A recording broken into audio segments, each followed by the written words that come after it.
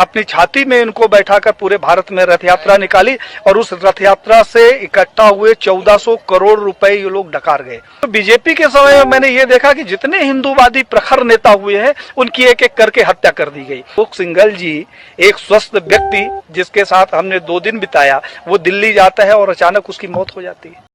हिंदू महासभा राम जन्मभूमि का मुकदमा लड़ रहा था। यही लाल कृष्ण आडवाणी सहित भारतीय जनता पार्टी और आरएसएस के प्रमुख नेताओं ने हमारे नेताओं से संपर्क किया और उन्होंने कहा कि भाई साहब, आप लोग इस तरीके से मुकदमे लड़ते रहेंगे, अगर आप कहें तो इसका हम राजनीतिकरण कर दें और अपनी सरकार बन जाएगी तो राम जन्मभूमि का मुकदमा ठीक ठाक हो जाएगा।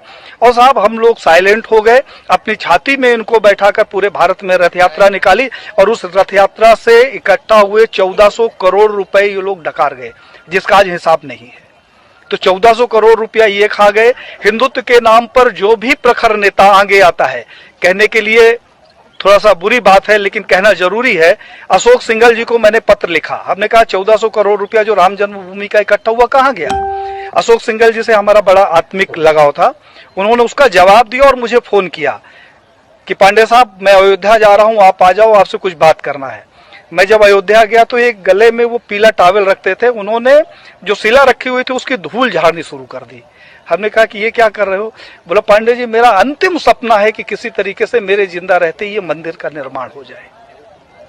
साहब, उन्होंने हमारी उनकी काफी गंभीर चर्चा हुई। उन्होंने कहा, पांडे जी, अभी नहीं तो कभी नहीं।